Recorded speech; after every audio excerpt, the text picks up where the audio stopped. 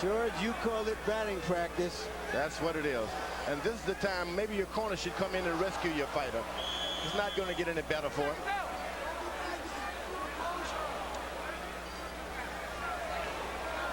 I have an old warrior that's taking a beating like that, and he doesn't show me anything this round. I'm going to throw the towel in myself. I'm going to keep him on the stool.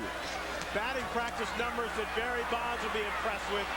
31 of 46 for Lennox Lewis in around 67%.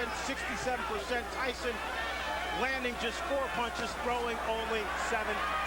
Tyson told his corner he'd had enough. I believe, George, you're right. He might have been looking to end the fight on his stool. He seems virtually useless now, just taking punishment, maybe looking and hoping to bait Lewis into one punch. Yeah, I would give him the alternative. Look, Tyson, you put up this round or I'm going to stop the fight. I'm not just going to let your brains get beaten out doing nothing. Mike Tyson's stock is falling faster than Enron. Oh, good right hand by Mike Tyson. If you don't finish your guy off, that's what you can expect. You're not doing anything to him, so he'll do something to you. There's another good right hand. And I mean, he's aiming to come back on that right hand on top. Tyson knows he needs a knockout to win. He's never had a knockout past the 7th round. Lennox Lewis tripling Mike Tyson with a big uppercut, and Eddie Cotton separates the fighter. He's called it a knockdown, thinking that Tyson's knee touched the canvas. I'm not sure I saw that. I don't think I did either, Larry. Lewis unloaded.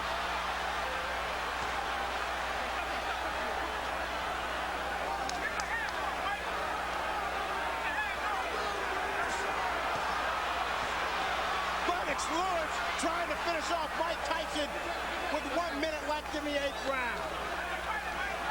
Mike Tyson highly motivated to come into this fight, hoping that this fight would redeem not only his career, but his whole life. Oh, he's doing a good job. He's got heart. You can't take that from him. Big right hand from Lewis, and Tyson goes down for the 3rd time in his career. 6, 7, 8, 9. It's over. Lennox Lewis cements his legacy as one of the best heavyweight champions of this era. Nobody should be able to, there's no one in the world can take that from Lennox Lewis now.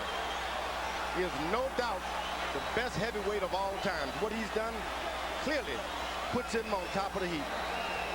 He fought a virtually perfect fight, George. There's no doubt about it. He did everything. He controlled it from the beginning. He was patient. He never let Tyson get off.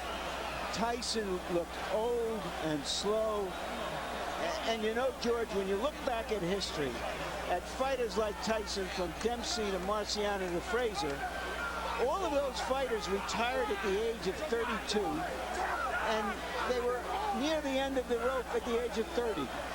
This type of fighter has to put so much effort into fighting the way he does that it's hard to sustain it. Where the boxer punchers like Joe Louis and Muhammad Ali, even Lennox Lewis and Larry Holmes, all were able to fight closer to their mid-30s. It doesn't require that kind of maniacal conditioning to fight that fight. And we just saw a masterpiece of a boxer puncher in Lennox Lewis tonight. All I can say is that's right. Larry, here's the first knockdown. The knees clearly don't touch the ground. Yeah. Seems to me Eddie Cotton did his best to make this a more even fight than it was. But Lennox Lewis made it an uneven fight. And when you got the power and the reach, here's a knockout right on the chin. But that was just the coup de grace. It had been preceded by a tremendous amount of punishment. George, you talked about power. How's this? 15 of 19 power shots for Lennox Lewis, 79% in the 8th and final round. I'm telling you, this guy, he's a smooth operator and powerful operator. What can you say but 1, 2, 3, and all that? Lennox Lewis wanted this fight to prove that he was the best heavyweight of the 90s. This, in effect, was the last big fight of the 20th century. Let's send it into the ring now for the official particulars.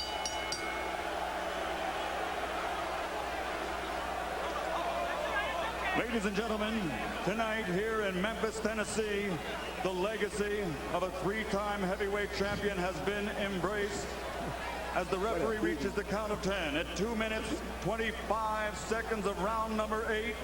The winner by knockout victory and still the undisputed heavyweight champion of the world, the pride of Great Britain, Lennox Lewis.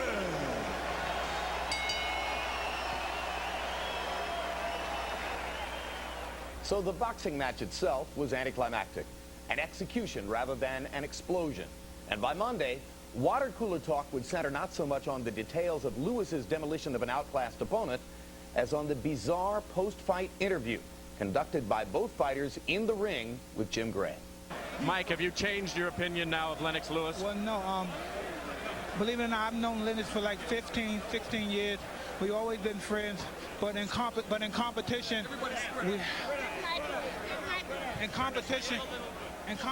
the best man has to win, and we have to do everything we can.